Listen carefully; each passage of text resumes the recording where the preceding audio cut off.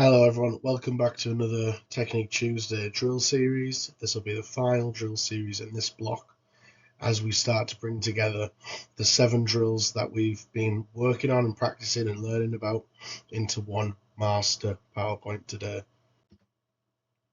First drill we're going to talk about is the freestyle catch-up drill. It's probably the most fundamental and useful drill to help focus on body position, propulsion in each arm, distance per stroke, efficiency and timing. What the drill is, it's a single arm stroke where we want to keep that left arm extended. We want to perform a full stroke with the right arm. We want to focus on a clean catch, a powerful pull, and maintaining that high elbow until that right hand enters the water and is level with the left hand. Only once the hands have met back out in front can the left arm then begin to pull. We continue to alternate and switch, and we always make sure we have an anchor arm, which is going to be this arm that leads at the front, that stays up nice and high, which is going to help us to be nice and extended and maintain a long hydrodynamic profile. So it's a rhythm-based drill. The first 3 is the 3 full freestyle strokes. So we're here, 1, 2, 3, and then the 6, we pause on this side, and we take 6 leg kicks, and then we go again the next 3, 1, 2, 3 full strokes, 6 kicks, 1, 2, 3 full strokes, 6 kicks, and repeat and repeat and repeat. So how do we perform it? We're going to start on our side, so one arm extended, and our other arm is down at our hip here, and we're looking down at the bottom of the pool. We're going to do 6 kicks in this position. 1, 2, 3, 4, 5, 6 kicks. Breathe to the side as normal if you need to take a breath. And then we're going to switch into 3 full strokes, 2, 3, and then 6 kicks on the opposite side. Again, lead arm outstretched, active, feeling that pressure on the water, on that floating shelf. We're not letting it drop, we're keeping it there. And the other arm's at our hip, ready to come over when we go on to our next set of 3 full strokes. We want to just keep repeating that 3 full strokes, 6 kicks, 3 full strokes, 6 kicks, 3 full strokes, 6 kicks. So, what is this drill? It's freestyle, but your arms never leave the water. So after you've finished that pull all the way back to the hip, instead of recovering over the top, you're going to pull to the hip and then recover underneath, and pull to the hip and recover back underneath. So you slice your hand forward through the water, under your chest and stomach, up the ribs, back to that full extension point where you would start your stroke from normally. It's a continuous motion, and it's performed entirely underneath. So where in front crawl you would pull, and come over, drop into the next stroke. With this drill, you pull, come back to the start, pull to the hip, come back to the start, pull to the hip, back to the start. And you can do that in a catch-up style, or you can do one, and as this one's coming back to the other, and alternate that way. So how to perform it? You're flat on your front in that front crawl body position. You're pulling, focusing on that high elbow and the vertical forearm. Instead of bringing your arm out over through the air, over the top of the water surface, you're just going to keep it under the water, slide it up your ribs underneath, and then ready for that next pull again. We're going to keep our arms within shoulder width. We're not going to go too wide, so we're not going to do our pull and then when we recover come out here, or do our pull and then when we recover come across here. You're going to stay within shoulder width for that pull and recovery, pull and recovery. And then one arm should be recovering forward while the other is pulling back. So we're going to keep on switching and swapping with that pull and the next one, the next one, the next one, just to help develop that feel, continuous motion, that almost catch-up type of swimming, even with this doggy paddle. So the main thing is that as we recover, we keep our fingertips in a constant light contact with the water. So we're dragging them from when we exit all the way up to the front of the stroke when we're ready to then catch and pull. And this is going to help to keep a high elbow. So we want to finish our pull completely underwater past the hip as normal. Then we're going to lead with the elbow. So we're trying to think about, once we've done that pull there, it's the elbow first then. So we're trying to get that early high elbow and that early vertical forearm that we've talked about on the other drill series. That's the same as normal. So when you do your swimming as normal, you should always finish the pull past your hip. You should always try and lead with the elbow. The thing that's different with this drill is then instead of clearing the water, you're keeping your fingertips in the water as you then recover to the front. And then after that part, it's back to normal again. So the catch and pull phase is exactly the same as usual. The drill is just to focus on that recovery, just to focus on keeping relaxed, keeping that high elbow all the time. Key thing with this drill is because we're putting so much focus into the arms, so much brain power into what our hands are doing, make sure that we don't lose our body position, we don't stop kicking, even though it can be a lot to think about, and sometimes it's a bit like trying to spin plates, making sure that even though we're putting the focus on the arms with this drill, that we're not losing everything else in our stroke. Fist drill is one of the primary drills in swimming for creating propulsion, which is that forward movement in the water. It's going to help you to develop your pull, and it's going to help you to utilize the entire forearm. So you guys, again, that have had sessions with me, it's one of my most favorite drills. It's not a one size fits all or a cookie cutter drill to do, but it is so important because in front crawl, for the most part, your propulsion 70% from the arms, 30% for the legs on average.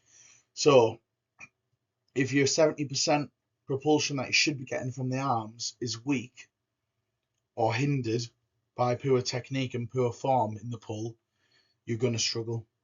So what fist drill is, as it is on the tin, fists closed, and then we're swimming front crawl as normal. What that does is you remove the paddle, which is this hand, so you haven't got that paddle to pull with and be able to press on the water, because we're going to do it in fist drill. What that does is it forces you to have to tilt your wrist downwards to have that nice high elbow position and what we call an early vertical forearm. So that forearm being vertical there to allow you to press and to pull back on the water all the way through that stroke, rather than sometimes if we're just relying on the hand, when we go to press and pull, our elbow drops and our hand just slips through the water, rather than getting that nice high elbow and being able to press our arm down and pull all the way through from the wrist all the way to the armpit and using that entire forearm to dig into the water. What will then happen is you should feel your full arm and that forearm being utilized and engaged in the swim. So when you then get your hands back and we give you that paddle back, you go back to doing normal full swimming front crawl stroke. You should feel that water on your hands. You should feel that you're able to pull even better, utilizing the hand, but also utilizing that better pulling position the fist drills put you in, and also utilizing that entire arm and entire forearm. So how are we going to perform this? We want to imagine our arm from elbow to knuckles is one solid straight wooden paddle. So we've locked in. We've got the wrists locked in. We don't want the wrist to flop around because we still want to think about entering as if we would with our hand in that nice, not splashy, not thrashing on the water, slip into the water even on the fist drill. Then we want to imagine reaching over a large barrel. That's the easiest way to get into the position. So we're coming over the water here in our fist drill, everything's locked in. We're reaching over that barrel because we want to get that smooth hand entry. So we're trying to think about reaching over the barrel there on the recovery to then set ourselves up for that early vertical forearm, for that high elbow. So when we enter, we're already in that solid pulling position to get all the way back and through. When we get our hands back and we're not doing fistful anymore, we're doing full stroke, we want our hands open with a slight gap between our fingers, and that's going to again give us the maximum grip on the water, maximum surface area. So we want to be here, relaxed hand, slight gap between the fingers, and the next slide is going to talk about why. When we cup our hands and we have our hands tense and tight, the efficiency is very low. It creates more turbulence, it moves less water because we've lost so much surface area compared to having a relaxed hand by going there with a cup.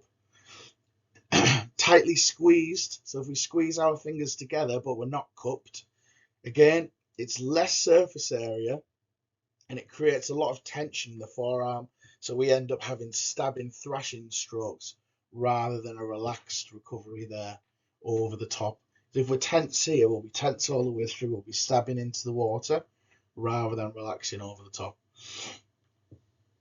The best way, where it's the most efficient in terms of surface area and pulling, we get that boundary layer of water, is to have a slight gap.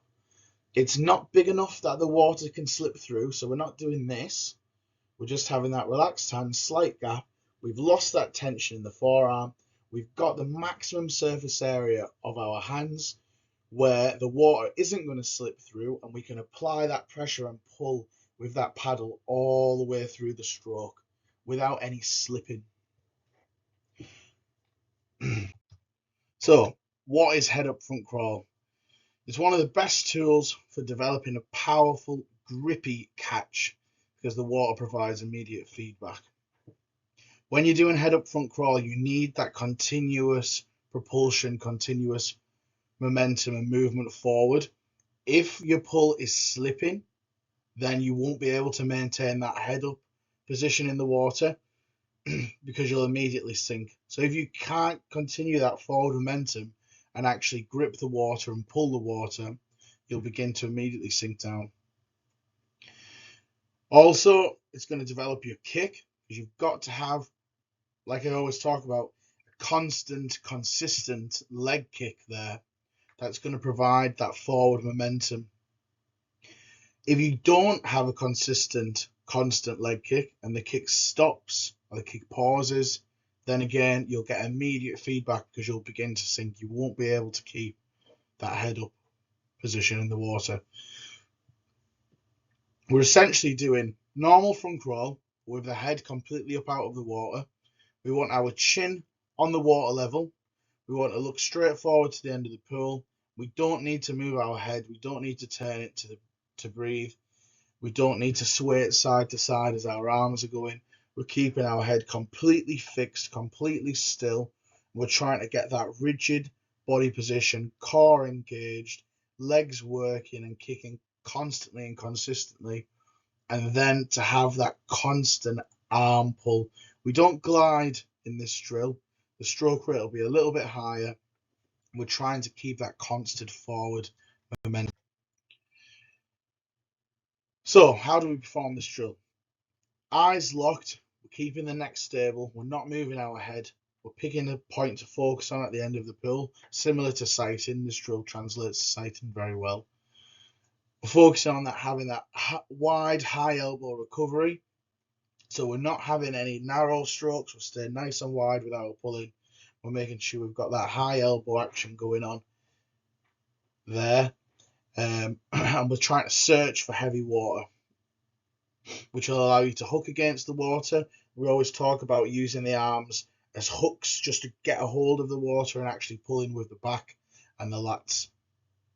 We should be able to feel the water pressing against our forearm as we're pulling, so similar to the fist drill, where we're trying to engage that forearm and feel that press all the way through. We don't want to glide because we'll lose that forward momentum. We're trying to keep on moving forward despite putting ourselves in that difficult body position by having the head up. So it's a focal point drill. So it's a drill that just gives you a cue of when to start the next phase. So with this drill, you want to do your pull as normal, and you ensure that your hip lightly touches your thigh, side of your hip, at the end of every pull, just before your hand exits the water into the recovery. So in terms of the focal point, you do your pull as normal. The only difference is you make sure that that thumb touches the hip on the same side. When that happens, that means that your arm's back in parallel with the body, and that's the very end of the stroke. So how do we perform it? We swim normal freestyle. As our arm moves through the push phase, we want to keep our palm facing back, so our palm's always facing the way we've came, or the wall behind us, or palm to feet. Those are some cues you might hear. The brush, to ensure the thumb makes light contact with your swimsuit or hip bone as the arm straightens right at the very end of the stroke. The exit, so only once you feel that tap do you then lift the elbow and start your recovery. And the focus, don't force a hard hit against the body. It should be a glancing touch that feels smooth and rhythmic. So the goal's not to sort of hit yourself in the hip. It's just as you're pulling through that pull phase and you're starting to transition into that push tricep extension, that you just gently glance the hip on the way through, just to make sure that you're finishing that stroke off right to the very back of the stroke. You're getting the most out of those arms, and to make sure that we're actually pulling from A to B and we're not going across our body inside the center line or outside of shoulder width. We're pulling from A to B, straight out shoulder width in front, straight back behind. Thank you as always. Any issues, drop me a message. Any questions, drop me a message. See you all next week.